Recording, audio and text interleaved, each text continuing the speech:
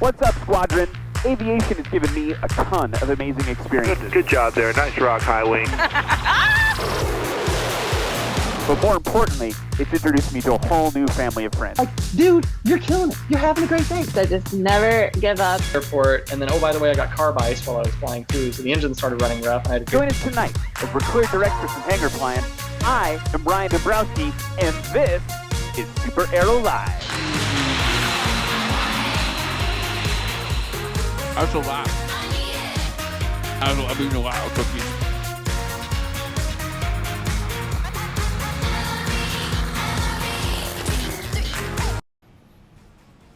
What's up, Av Geeks? It's Wednesday, which can only mean one thing. It's time for another episode of SuperAero Live. Real quick, before we get started, I want to say thanks to all of you. Well, really, the one of you, Ken. Thanks to Ken for coming out to National Stole. If you were in Somerton, Arizona for National Stole's Outlaw Stole competition, and you didn't say hi, that's a bummer, but we did get to hang out a little bit with some folks down there. Watched some legends of stole flying compete. Pops Dory, Frank Knapp, Google that later. Lil Cub, he didn't bring Lil Cub, he had a different plane, but whoo, doggy. Some short takeoffs, some short landings. I got to hang out with John Jughead Council on the mic, and that's pretty crazy, sitting next to a guy who's got like 5,000 hours in F-15s and ejected from one. Yeah, that's a story for another day. Let me say hi to a couple people in the chat.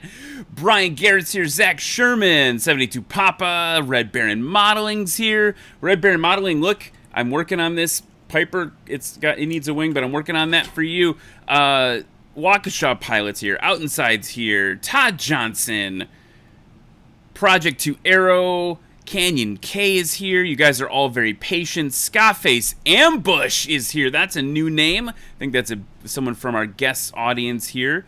Who else is here? It's just scrolling. 71 Phoenix 19. He needs to start the jello shots for the kids by 7. Yeah, that was actually part of the issue tonight. Got a little one running around upstairs still awake. Oh, man. Just Plain Silly is here. He says he's right on time. Yep, you're still actually early. We'll just go through, let's see. Did I see Plain Lady? Marty? Yeah, a lot of people in the... Noah Goldstein. Brad Bloom. I could just read names all night. Sammy Davis. Hey, Sammy. We should have you on the show sometime. All right. Let's get right down to business. I'm really excited to introduce you to today's guest. I don't even remember. We met last year in person at Oshkosh, but I'm trying to remember when we first started talking. Check it out. The mysterious man, BVR, is here. Wait, are we doing that? Are we doing that? Here, check this out. Wait. Hey. Wait. Hey. Wait, here, wait. Wait, let's fly. Whoa, I gotta... Yeah, we got models. Yeah, we can... Oh yeah, we gotta have a merge. Hold on, let me turn it. Oh yeah, are we going? Wait, which way are you going? This way? Yeah. Sweet. Nerd alert. That's us. Dude. How's it go? So great to have you on the show, man. We have been talking. It's nice being had. We've been talking on Instagram for I feel like years. Yeah. And I think so. And most of it is just me being like, that's so amazing. Yeah, I've been watching your show too, so there's been a little bit of like, back and forth. I think I got you on my Discord though from Super Rescue Chopper, the helicopter game I was working on. That's right, we did get Super Rescue Chopper. I was on the Discord channel for that. Whatever happened to Super Rescue Chopper? Well, that was kind of like a COVID passion project, and I started working on it, and I was like, man, this is amazing. This is really cool. Got a prototype working. And then I realized to do it justice, I need to go into like hardcore development mode.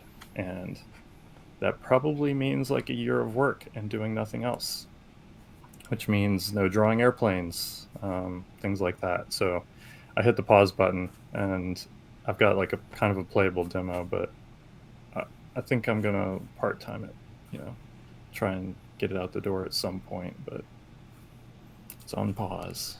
It was a bit of a diversion. We should start back at like first of all, I want to say, I'm sure other people are wondering this or thinking about this. probably the best art-directed set anyone has called into the show from. Like, I just want to show everyone, like it's really, you got all the cool, you got the F-14 back there, got all the Few of my cool favorite lighting. things. Some great photo books. Oh yeah, the Cutting Edge. I see one. What's the other one? Super Glide. Super Blue. Super Blue. I Forged in can't. Steel. Mm. Yeah, we might have to talk about those in a minute. Yeah, we definitely will. And I mean, I think the other thing, they're too far away. I was gonna say I could bring out my books too. I've got a bunch of different editions of the World's Greatest Aircraft that I just paged through now. Those are good books too. Anyway, Brian Garrett says, "Geez, Ryan met a lot of folks incidentally at Osh last year." It's true. Osh was great. So I want to go back. I want to go back to the beginning, like, just because people might. I can't imagine they don't. But if people don't know who you are, let's start there before we dig in, because, like, beyond visual range, BVR, like, what is that?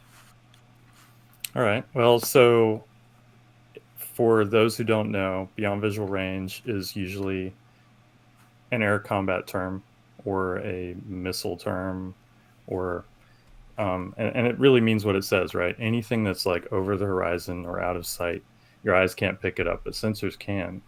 And when I started contracting like years ago, that's the name that I chose because, I don't know, kind of tongue in cheek, my work is out of sight, etc. Love it. Missiles are cool as long as they're not hurting people, like I'm all about missile tech, airplane tech, things like that, but war's bad. So I just want to get that out of the way. So I chose that name, and I've been using it in one way or another ever since. It seems like ages now, but I just thought it was cool. And that's kind of where Beyond Visual Range comes from, or BVR. My Instagram is BVR Design because it's such a short Instagram name. It's already camped by somebody else. So why not? And so you do. No, so I was gonna say, so like basically, like that's the brand under which you create all this amazing aviation, airmanship art.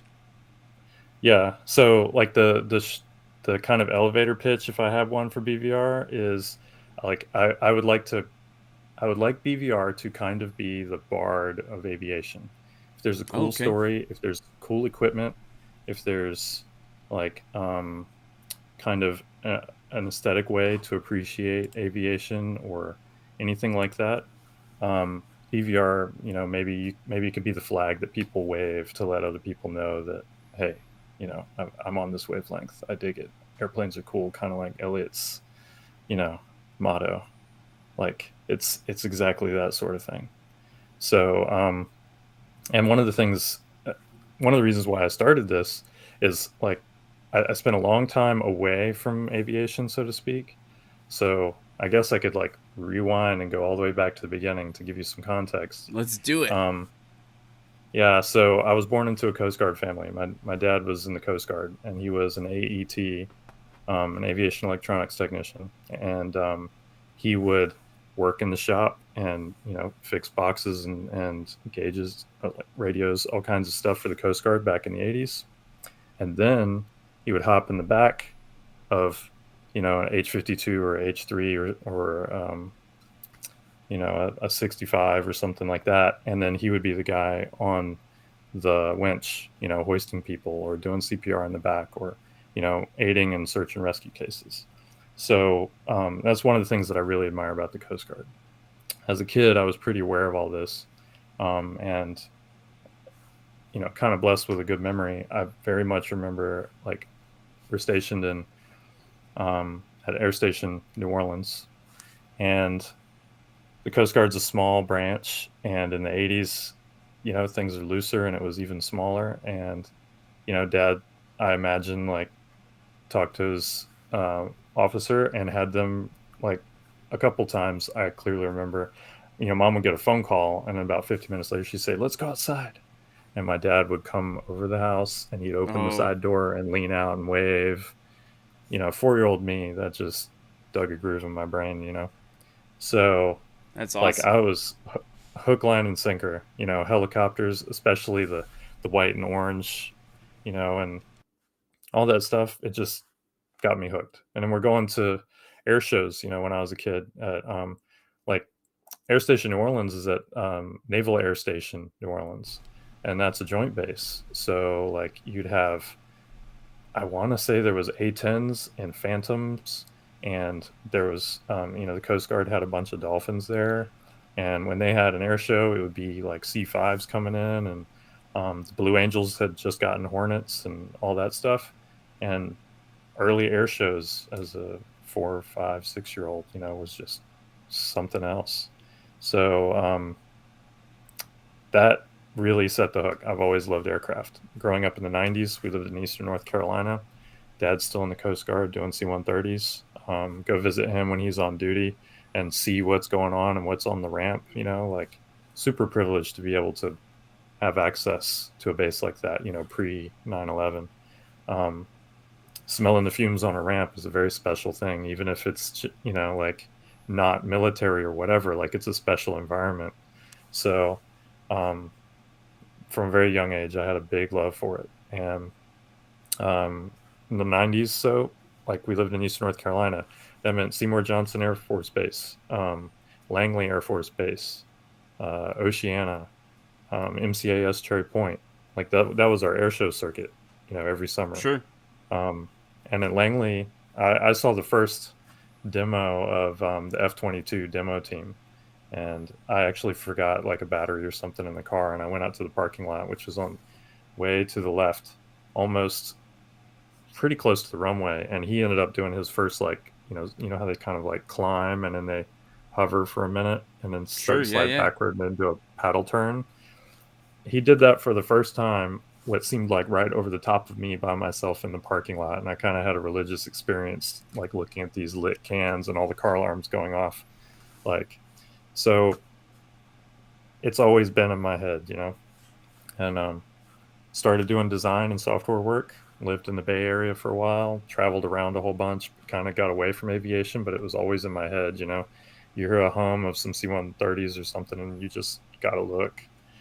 And about 2017, I was like, okay, we're going to take BVR software, and we're going to start an aviation brand, and life is short. I'm going to draw more airplanes. So fast forward, add a bunch more friends and cool opportunities, and now I'm being interviewed by you.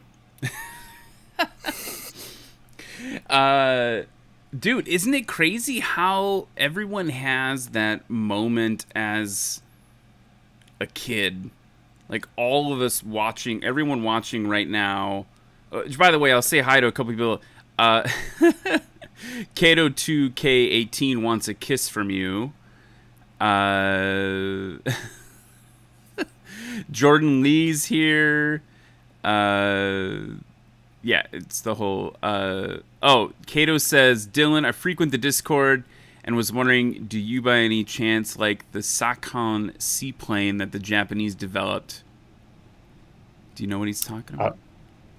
I don't know which one he's talking about specifically. I have a suspicion it's an inside joke, but if he hangs around the Discord, he knows I have big love for all seaplanes. Okay.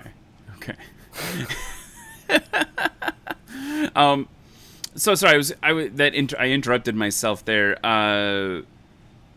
This moment, as like we all have that moment where we remember like looking up and being like fascinated by it. For me, I don't remember, like mine isn't as like clear as having like that very vivid story of your dad like hanging up, be like, hey, what's up, champ? Like from the sky. But like I've all these little moments of my dad taking me to.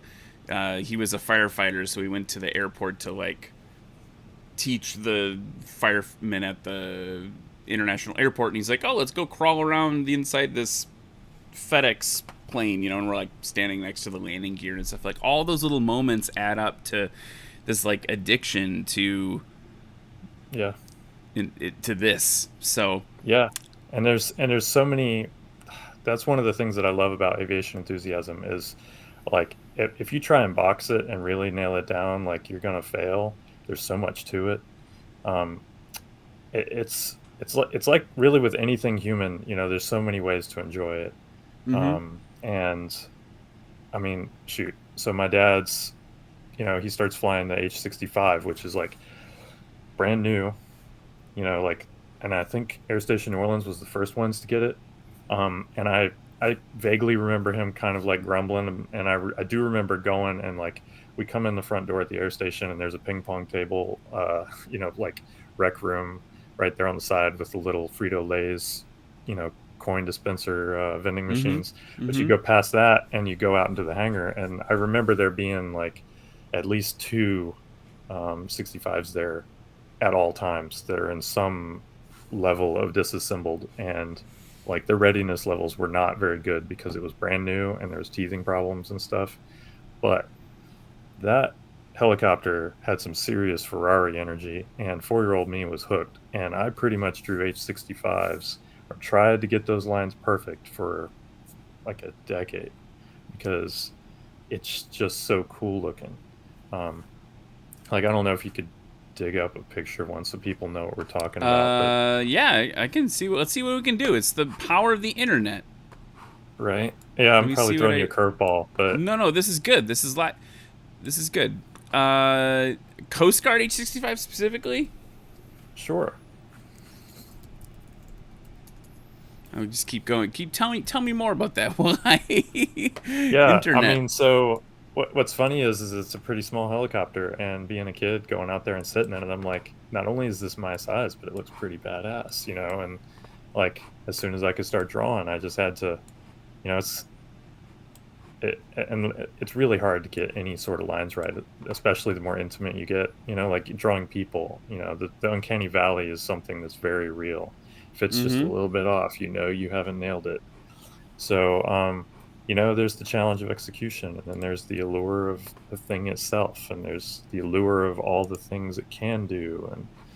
And talking about Cubs and stuff with people, it's the same sort of thing. Yeah. Yeah. Are we, just to be clear, we're talking about the Dolphin, right? Yep. Okay. I want to make sure I got it right, because that would be embarrassing to bring the wrong image up. That's a cool thing you made. We're going to talk about that in a second. But let me just live TV this up here. Bam. Yeah. That's what we're talking There you about. go. Thanks, military.com. Yeah. Yeah, so I mean, now they've fixed a bunch of stuff, but I mean, that was my first love when it came to aircraft. Which also explains a little bit of the super rescue chopper thing we kind of teased at the front. Right. If I ever get to finish that, it's essentially like growing up as a Coast Guard kid, one of the things you learn about is there's a shortage of Coast Guard toys. Like, you just can't find die-cast models. You can't find remote control helicopters, and if you do find one, like hallelujah or something, so one of the ideas behind Super Rescue Chopper is like to make it like kind of Mario-like and approachable.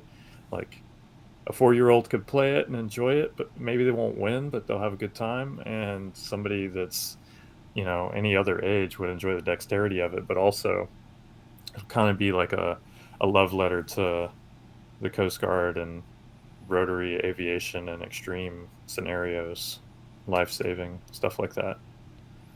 It's interesting. We did not. My computer is low on disk space. That's going to end well for us.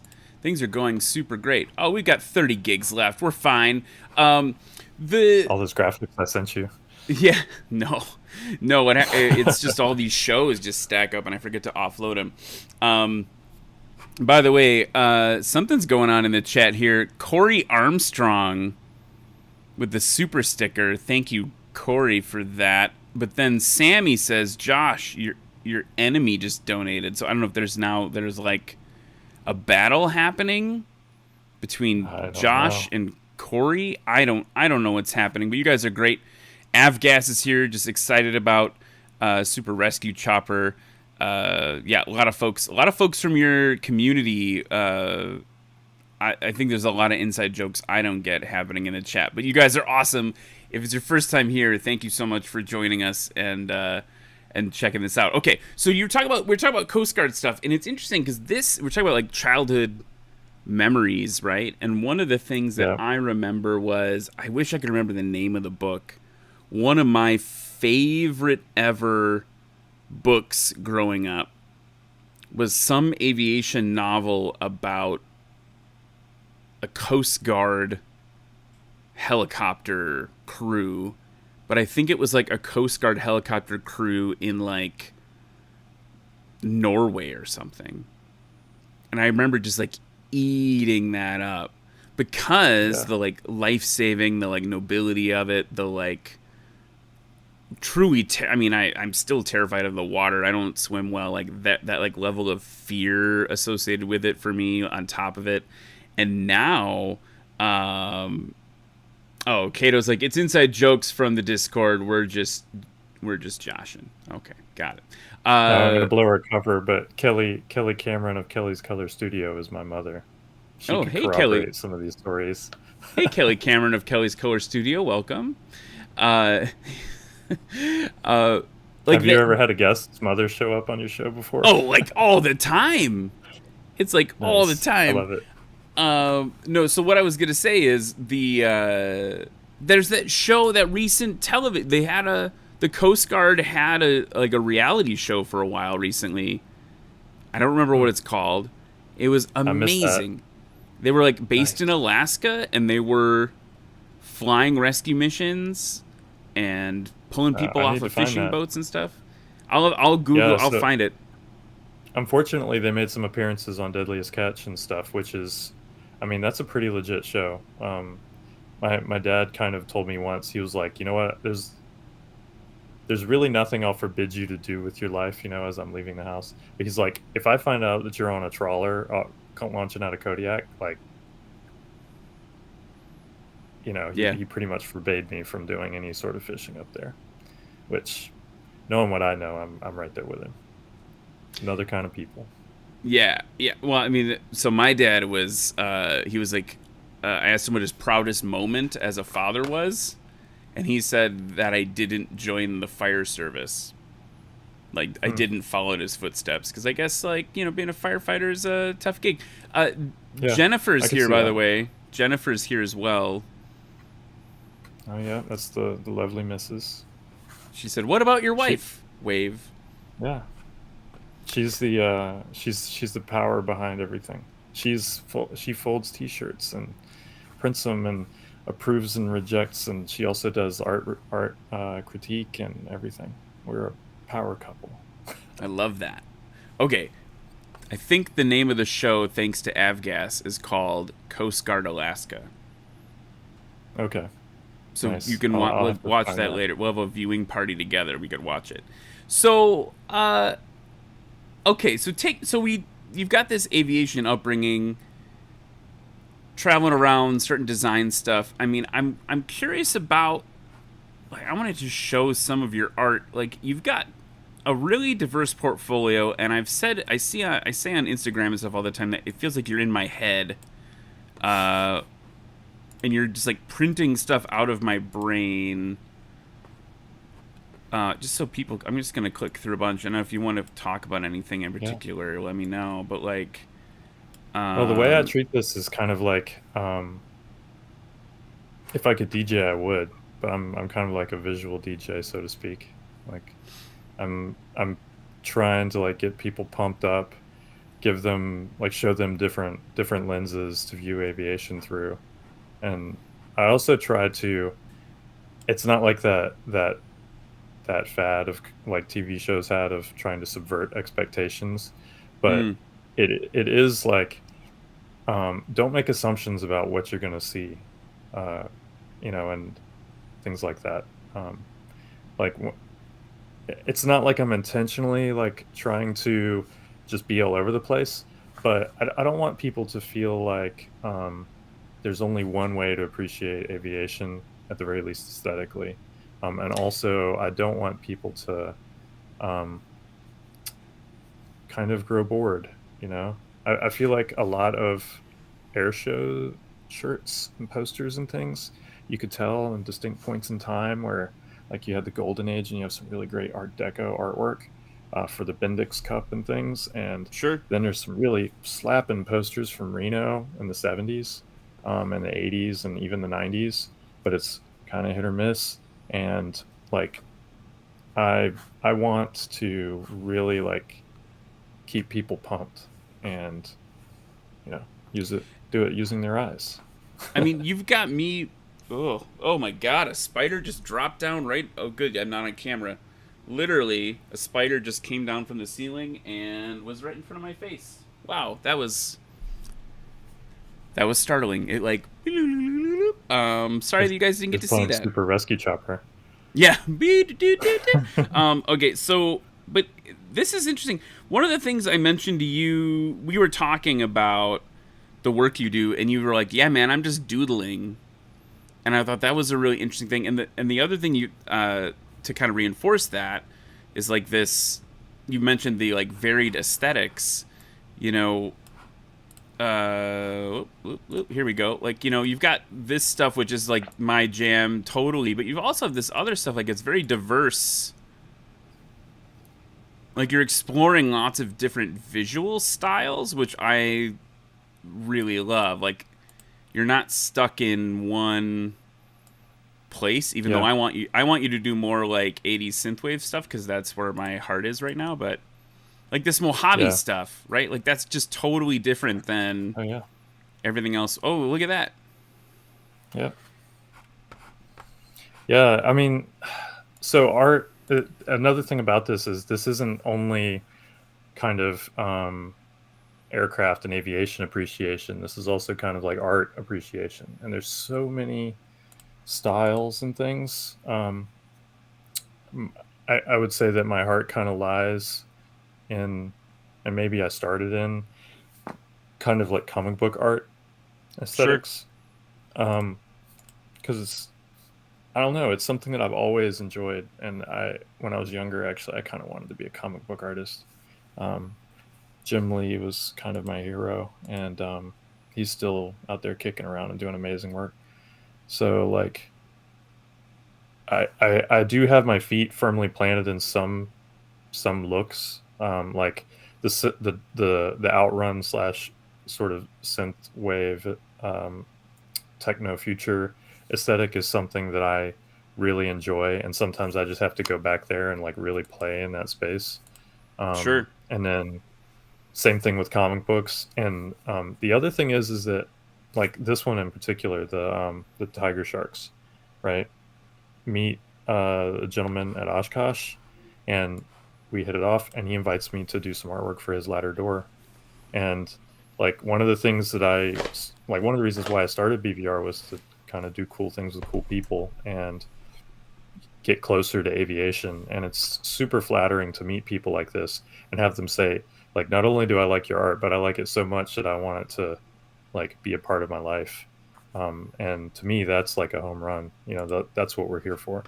So, and at the same time, you know, I need to make sure that what I deliver is something that they are like, I need to work with them to make something new that people maybe haven't seen before, that they will love, not only because they contributed to the process and like helped cook it, but it's tailored to them, and it maybe marks a time in their life or something, or maybe it represents an aircraft that they hold near and dear. There's a lot to it. And so when I'm like in this particular case, I felt like using that comic book style, since I enjoy it so much, like I could really execute on it and produce something that was, I feel, pretty good, and he would really enjoy it. And you know, that was like a kind of a home run project. I'm really happy with it. And just to be clear, like that's on an aircraft now? Yeah, it's I should have sent you a photo, but yeah. So like, you know, if the A-10s bring their own ladders with them, right? So you hit a few buttons and a panel pops open and the ladder telescopes down.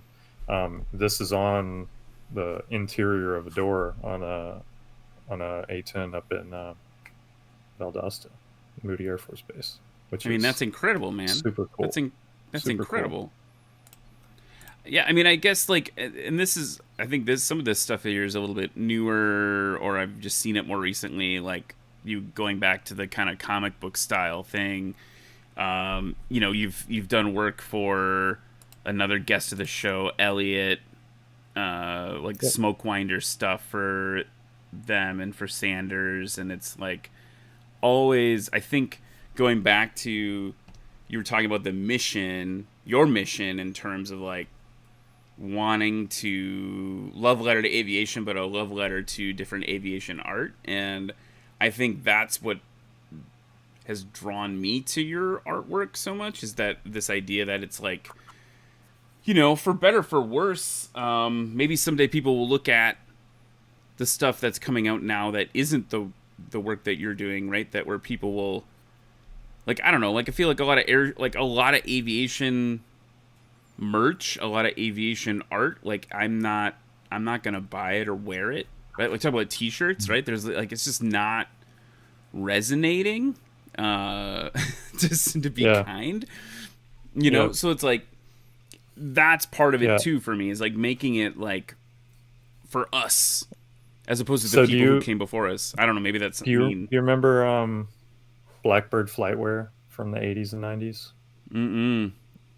So they made these really cool kind of vector kind of oriented shirts, and the only place that you could really get them, unless you had, maybe they had ads in Aviation Weekly or something, but you could really only get them at air shows. And so me and my family, we would like have our eyes peeled, and if we brought some extra money, not only was it for the funnel cake and the lemonade, it was to grab a Blackbird shirt. And they had all kinds of cool stuff, like a Tomcat and a Blackbird and an Apache, and all the hot stuff from that era. Still hot, actually, but and it kind of hit its high watermark. And I think they're still selling stuff, and they're still. I'm looking around, at it actually. I pulled it up on the website, their website. Yeah, I see what you're saying. And I forget the original artist who created it, but he ended up kind of selling the package of art, and it's changed hands a few times, and it's super neat. Like the original artist was, like that. Again, I'm talking about things that like really just get stuck in your brain. Like that was one of the things that was like airplane stuff, like. It's not just in the past, like in the Reno posters or in the Art Deco Bendix Cup posters and things. It can also happen now, and it kind of reminded me, like, and actually, I guess besides that, maybe you had like aviation ads, like some of the old ads from like the F-20 Tiger Shark and stuff were like really rad, but nobody saw it necessarily unless you were in the defense industry or. Unless you were like in DC, where they would randomly like put them at like bus stops and stuff to like.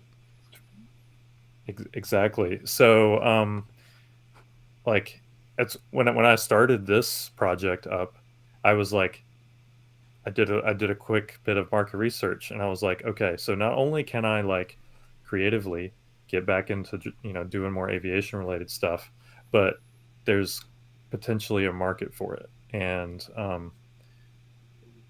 kind of intentionally, this is the other trick to it too, I think, is we as consumers, customers that shop at Target and buy Apple products and read Marvel comics and things, we read artwork, and if the execution level is too high, it almost seems sterile. Unless there's some really, really great charm baked into it, say like a Pixar movie or something, or Star Wars, right? And it's very easy to make sterile artwork that's technically perfect. It doesn't have kind of emotion and character. So I try really hard to like make stuff that is evocative and has a degree of charm, and I'll intentionally maybe draw more amateurish or something in order to have it be loose or expressive. It's all centered around like, kind of like I keep mentioning it, but like some of those airbrush Reno posters, some of the Bendix artwork, and things like that, like they had that recipe, and that's what I'm trying to orbit. So regardless of the subject matter or the art style, it's taking like intentional. It's almost, I view design almost like engineering. So I'm doing some design work, and an art is a part of it. And I'm trying to tell stories, get people hyped on aviation. Dude, yeah, I mean, I dig it. Like, I mean, I don't know. Like, everyone in the chat is just like, I love that one. I love that one. Oh, that's it. Like, you're evoking, like, passion beyond just, like, me showing a photo, right? Of an airplane. And I think also the other thing that you mentioned there that I wanted to ask you about is, like, for instance, like, these Mojave and Reno kind of desert pieces, right? Like, you're also tapping into a history, like an aviation history element, and that's something I wanted to ask you about. Like, you seem to have a really big passion for the legacies. So this particular one, you know, that's Snoopy. That's a B-58 Hustler test bed for radomes, or radar rather. You know, so it's a B-58, and they typically have a super pointy nose, right? So they can go Mach question mark out on the deck, you know. Well, this one had a huge nose, so they could put different radars inside of it. And now it's just sitting out in Mojave, just getting fried, and it doesn't have any engines on it, and it's kind of a shell of its former self. But everybody at Edwards knows about Snoopy, and that's what I tried to capture here: the heat, the sun. You know, like you can just. I don't know. When I look at it, I feel like I'm getting sunburned. You know. Yeah. So, that's another thing, you know. And actually, I would totally love to sort of ruminate on this with you at some point. Is like, you mentioned in the past, like, you know, you do a lot of military aviation stuff. It's like, yes, I do a lot of military aviation stuff. But part of that is because there's so much. There's a handful of things. One, you can just look at it, and it's like a purpose-built tool. You know, it's meant to go fast, or you know, whatever. It just speaks to you just with the lines alone. There's also so many good, like, photographs and written histories about these, you know, military aircraft. Sure. With general aviation, what's interesting is, just like people shopping for say, general aviation aircraft versus buying a Warbird, you're thinking about something totally different when you're doing this. You know, with general aviation aircraft, you might be thinking about technique and practicing and, like, maybe what it's like to literally fly, but you're probably thinking about the trip, the destination, where it will take you, the things you will see, and that's a totally different type of artwork, which is, like, kind of what I love about it. Where with military aviation, it's like storytelling, like, this thing was here, or it's doing that, or look at these lines, you know. So I'd be curious what your thoughts are on people's frame of mind when they are thinking about, you know, whether it's looking at bush planes or looking at Tomcats. You know, that's interesting, because I feel like for me, there is a parallel there, right? Like the stories exist still. Yeah. So, you know, think about, just because you're wearing a Mojave shirt, like, thinking about like Rutan, right? And like the stories of, like, and I don't know if we don't have these as much right now. I don't know why. Maybe it takes distance to see them. I mean, there's all the commercial space stuff happening, which is interesting. But, like, you know, we talk about, like, Voyager, flying around the world, for folks who don't know, or I'm trying to remember the one that they did later, which was the jet that went around the world, like, in one go. Like, all these, like, kind of crazy frontiers of aviation, right? And I think there's a little bit of a golden years discovery thing there.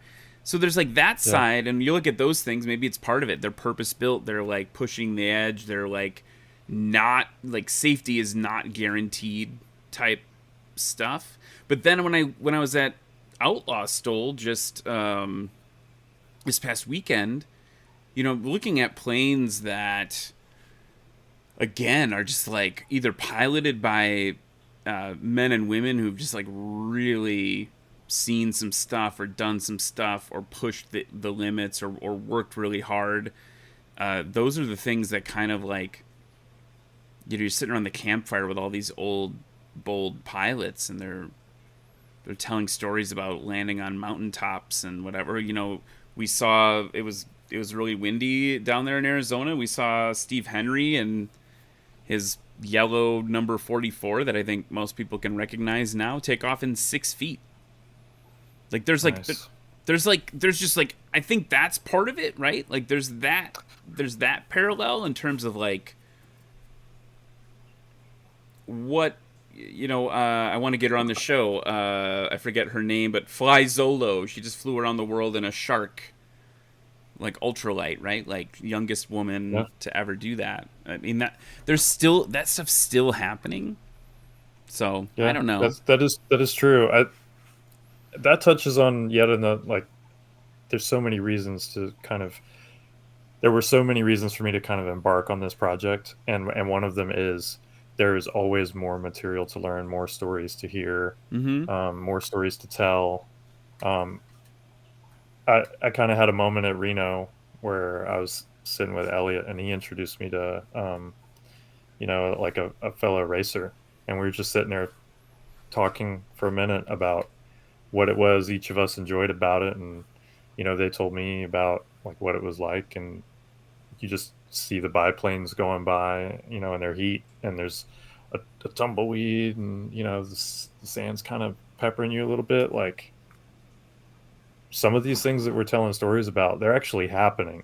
So you have to pay attention because, like, you'll be the one to tell a story potentially. What's that? What's that Ferris Bueller's Day Off quote? Like, the world can go by pretty fast or whatever if you're not, whatever. Yeah, something like that. But I mean, the thing is that this road doesn't end. It's being the tracks are being laid like as we're on it. So like as you rightfully pointed out, like there's still stuff to get excited about that's being minted every day, and it doesn't necessarily have to be confined to any one aspect of it. And I think the other thing that, I mean, when we talk about like the fact that you do GA work, like you've got a kind of a famous set of artwork about the J3, right? Like that's like, I see a lot of people referencing that still, and that, I mean that obviously I'm biased for the fans of the show that watched the show before. The J3's my jam, but like there's a nostalgia, like when I see a J3 on the ramp or I see the artwork you've done on J3s, like I can smell the plane immediately, and I can like remember what it's like to have like, the hot summer wind blowing in my face when I'm like 800 feet off the deck, like that stuff's all there. Yeah, it's funny you mentioned that. I wish I had sent you a copy of that too, because that's like if you were to plot out an envelope of like where my art style goes, that sort of is an example of one of the extremes, where I'm putting it together kind of like a woodblock print, and like I'll draw this line art, and I'm putting in every little rivet and every little panel and stuff. And that's the thing is that lens is, here is this object and here's all the detail, and pilots, you do a walk around and you're gonna be intimate with every part of that plane, and you're going to feel it and all that stuff. And I'm trying to put that texture in the graphic. And I just love that sort of thing. And I also want to say I'm really jealous because I'm jealous of my wife, who's had a chance to go up in a J3, but I haven't yet. So she's like, that's my favorite plane. I was like, I believe it. So here's what I will promise this to you. If you're coming up to Oshkosh this year, if you come a couple days early, we're doing a STOL competition in Hartford, Wisconsin, which is where I learned to fly Cubs. There's going to be a million Piper Cubs and Super Cubs and whatever there, and we're doing a STOL competition. But if you can come to that a couple days before Osh, I will literally drag you around by the ear and punch people if I have to get you a ride in a J3. I'll make that my personal mission. We'll see if we can't make that happen. Last year Oshkosh was great, and the wife and I spent a lot of time. I have family in northern Indiana and the west coast of Michigan, so we kind of floated around, and then we went through the UP and then back down, and that's a great part of the country. I couldn't imagine flying a Cub through there. It's probably just idyllic, good old American flying. That's what it feels like. I don't know. We'll get you in one. So, okay, I want to shift gears a little bit to. So we've talked a lot about your two-dimensional art, but then there's stuff like this.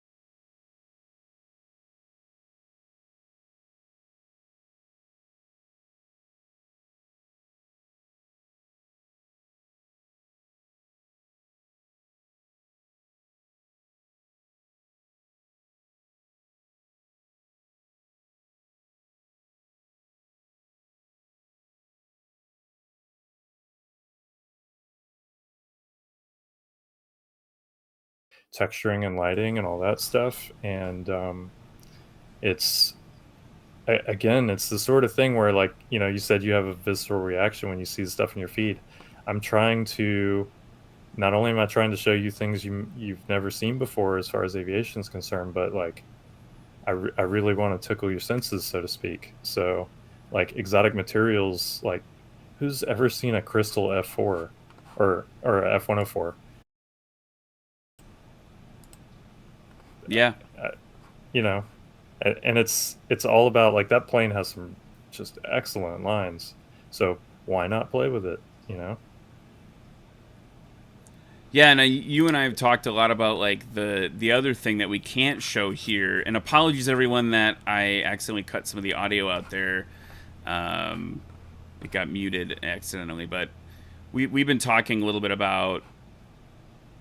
You and I talk a lot about, like, part of the other side of the aesthetic that I can't show here because the stuff will get taken down, is that you are pairing a lot of these visuals with music that then matches the aesthetic really beautifully. And that's actually, like I mentioned to you before the show, like Flight Chops came he slid into my DMs, and he mentioned that, like, as a filmmaker, the way that you are pairing things like that is really resonating hard with him as well. It's like this idea of, like,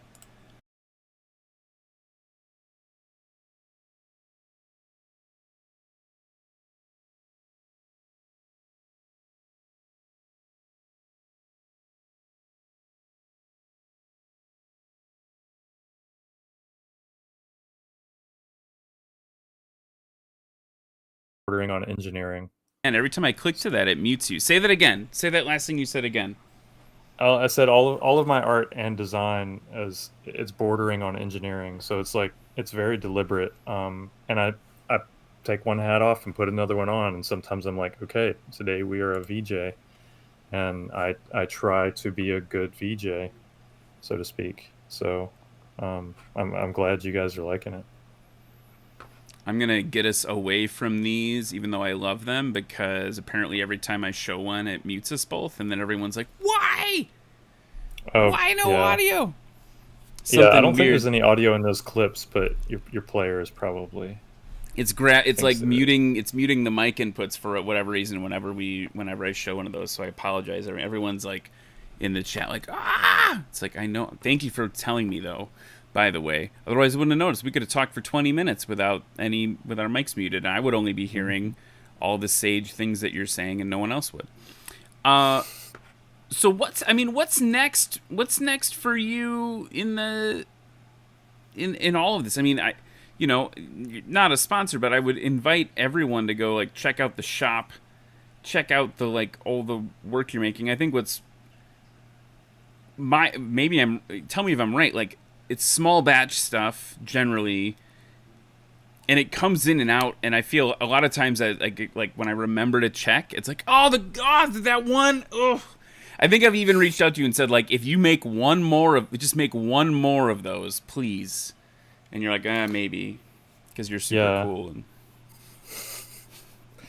well, yeah, there's a lot going on there. So some of it is, like, I'll say that my posters are pretty much always available, which I like being able to do that. A lot of the other stuff, yeah, it's small batch, and for a minute we were printing our own tees and things, which was great because we could just sling them and we knew the quality was good. But it hit a point where the missus couldn't be in the print shop for so long as necessary, and if I start sharing that, then that means I'm not making visuals, and so we kind of are going to curb tees. But I'm brainstorming with all kinds of people about stuff that we can get into, and I really want to produce things that make people happy, and so when they go through their house, they're like, that sparks joy, and it's a BVR thing, so that's kind of like where my sights are aimed. My pipe dream in all this is that I can just wake up every day and do this, make art, make people happy, tell cool stories, make cool stuff with cool people. I don't know, maybe a real pipe dream is having a studio / coffee shop near an airport, and an old, like, Edwards Air Force Base Dodge that I could drive out there and pick people up when they need a ride from the airport, or something like that. I don't know. In exchange for a story, I'll give you a ride from the airport. I love that. That's awesome. Yeah. That's awesome. Before we ramp up, I mean, I feel like you and I could chat a long time. Curious about, I'm even getting texts. Audio is out. It's fixed. God, I hope it's fixed. Can you hear us? I think everyone said it's I'm not fixed. seeing any mute notifications. Yeah, me neither. I think everything's fine. All right. A lot of people, by the way, just really love your mustache. Well, so there's a lot of mustache love. Yeah, we usually run a March mock mustache muster, and we try and grow something that's reminiscent of Robin Olds' amazing mustache. We have not started it yet, but I believe we will very soon. And whoever we have a few awards. One is best attempt, and one is most glorious mustache. So we all wipe it clean, and we have until the end of March to grow a fantastic mustache. And usually the winner brings home a lot of loot, patches and stickers and maybe a shirt, or who knows what gets thrown in the pot. But that's why people are like jonesing for the mock mustache muster to kick off. I don't know. I kind of want to get in on that this year. I've been bearded. I've been bearded for like a long, like 6 or 7 years now, and I'm worried if I clean it up, my daughters will not recognize me anymore. Yeah. But I could maybe do that, right? One of the things that I like is like we get growing, and you can slide right into Sun and Fun with a glorious handlebar or something. So, well, and speaking of mustaches, this past weekend, Levi Nogas, they call him the man, the myth, the mustache. Nice. He's got this beautiful. He's a STOL pilot. He's a real cowboy, like a real dude. Experimental Aircraft Channel says SuperAero #mustache #awkward. Now I have to do it. Well, you are welcome to join, as are any potential participants out there. Spin on by the Discord. I'll talk to my wife and my business partner to make sure that it's signed off on first. If I show up if I lose any business for my company because I've got a mustache, I don't think I would. It's all creatives. They'd all be like, "Nice stash, man. You look like Jeffrey Dahmer," and I'd be like, "Cool, I guess." Because I don't look pretty like you. I'm not a pretty person like you, so it would make me look a little. I have like clear rim glasses. I'd look really Dahmery. Yeah, I get my looks from my grandma, I guess. That's what I've been told. So what? I mean, I wanted maybe a little bit higher end question that I wanted to ask you though. I mean, I feel like you and I, when we chat, sometimes we have the same kind of like hopes and dreams for aviation in general, and I'm wondering if we could talk about that real quick before we wrap up. Like, just what are your hopes for aviation in the next like 5? I mean, because you've got this very interesting history with it. I'm just curious what your thoughts on that are. Like, what's next for? So, real quick, technical thing. I just got a notification that my camera's hitting high temp. So if things go black, that's what happened, right? But okay. my hopes for aviation is accessibility. Like, another reason why I started BVR is, like, ideally I'd like to hit a point where I can afford to dive into, getting my private pilot's license and getting an instrument rating and things like that, and do more flying and stuff like that. I have like an hour in a Piper Archer because a good friend took me up for a discovery flight, and it was a lot of fun. Like, I've been flight simming my whole life and playing all sorts of games, and like my dad would come home and have us pull out sectionals and approach plates and dial in the VOR and stuff on flight sim as young kids. But I'd like to do it for real, and making aviation more accessible.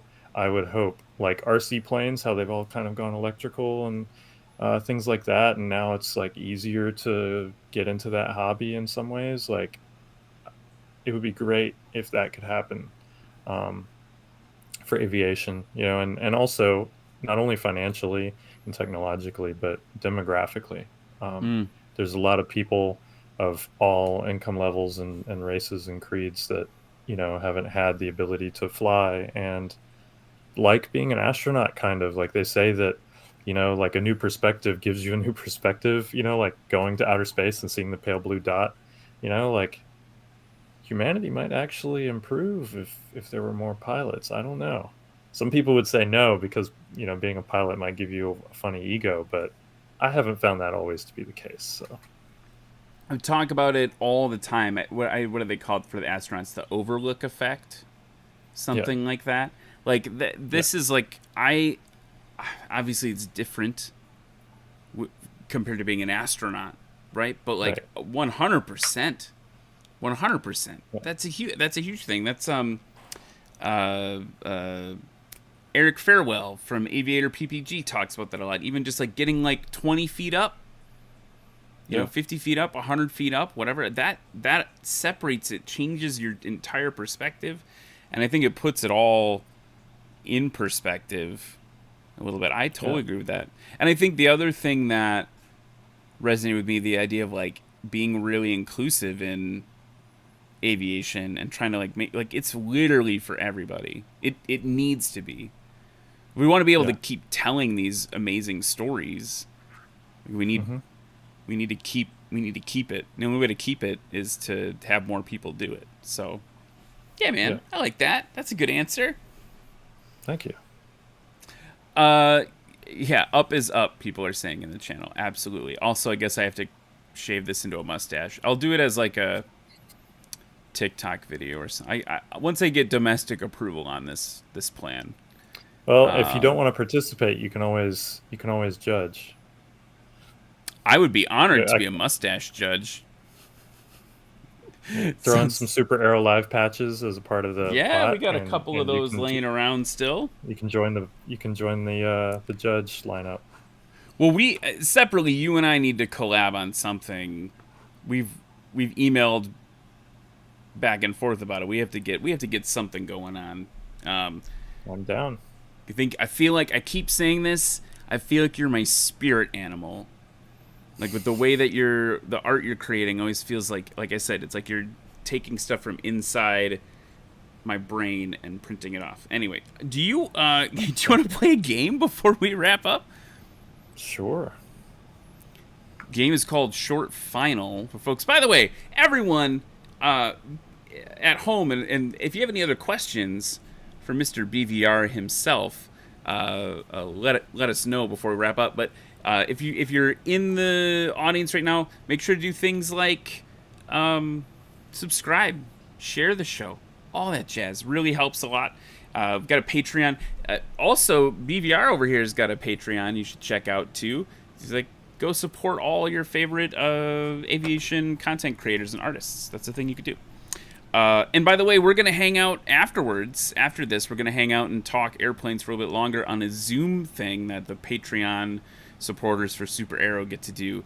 If you want to, I don't know, you've got a lot of people. I was thinking you can invite your folks too, but then it'll just be like 1,000 people or something in there. But anyway, Yeah. we can play this game. Let's do it. I'm ready. I'm curious how you're going to adapt this, because am I the first non-pilot you've interviewed? I don't. Nope, you are not. Okay.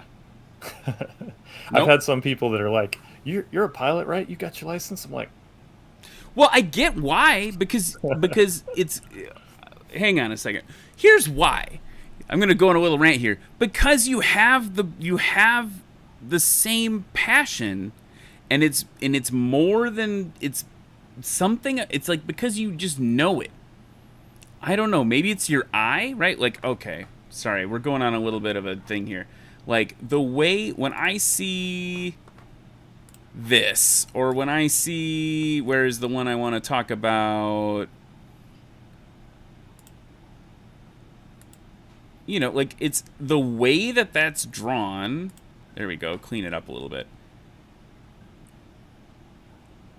I don't know if many non-pilots could draw that, illustrate that in a way that communicates to me as someone who's never ridden in a P-51, but as someone who has flown in an airplane, like I can feel that photo or that illustration.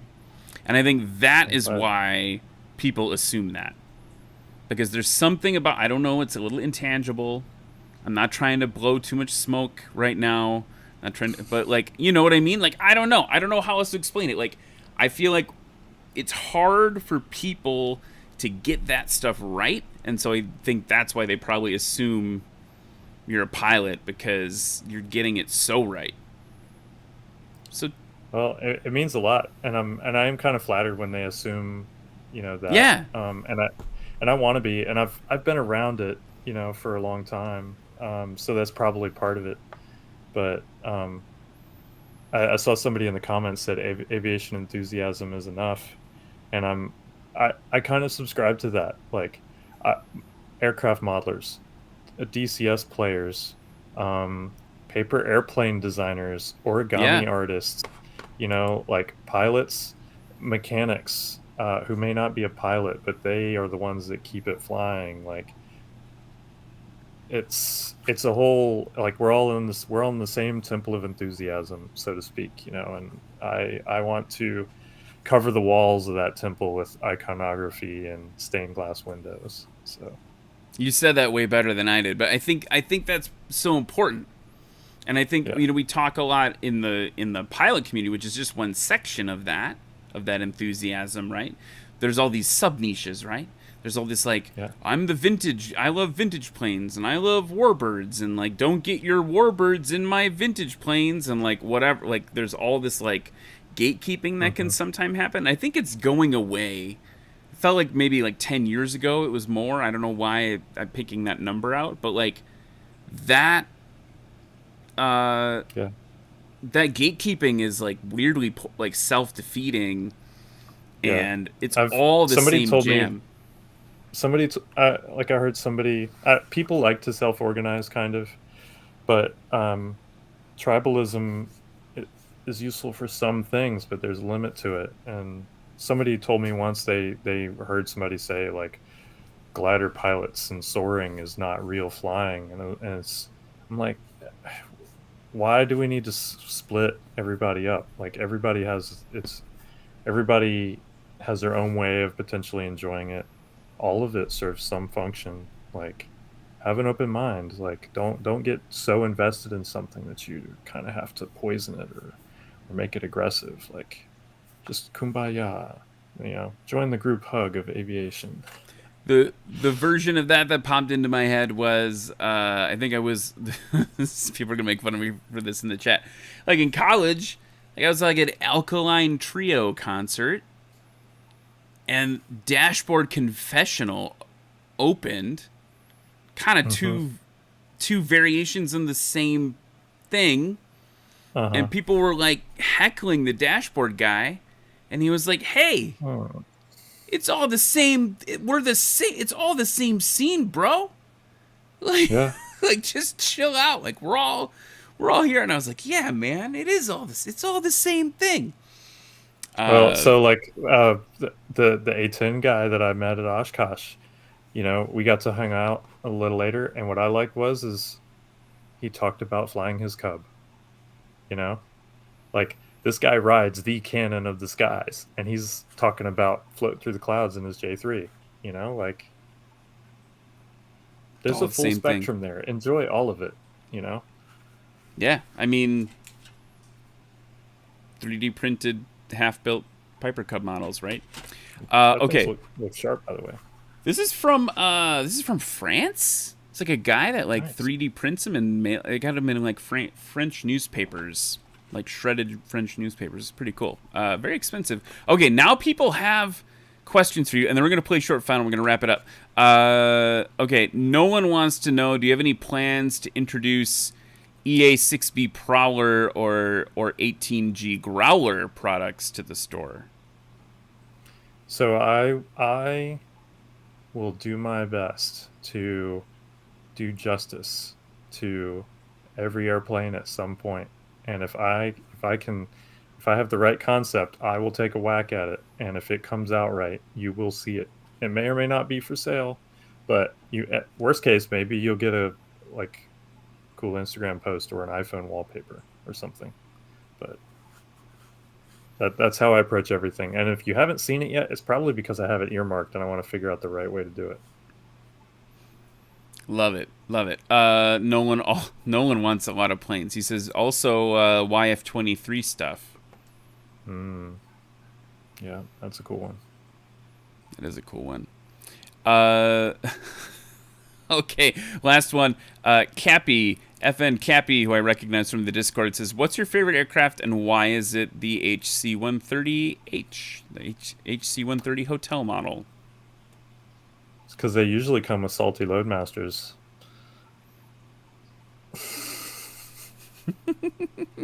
All right, let's play short final. Here we go. Jordan Lee says there's a YF-23 poster, and Glenn Toller says there is. The group hug of aviation. I love it. Okay, here we go. I'm gonna put some dramatic music on. Bam. All right, everyone. Oh wait. I gotta introduce the game. Here's real quick. Bunch of random questions. Points don't matter. You've already won or lost. Your decision. And we're just going to have some fun for a minute. There you go. If you've never seen it before, that's what we do. Okay, back. You can warm up again. All right, here we go. Dramatic music is starting. Minute on the clock that I can't ever start because the mouse gets in the way. Come on. Oh.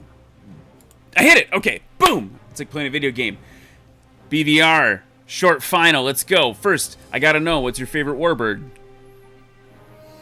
You know what? The P-40 has really crept up the ranks in recent years, partly due to a deep appreciation from a dear friend and new knowledge that I have recently acquired. What about favorite GA aircraft right now? Oh. I kind of like...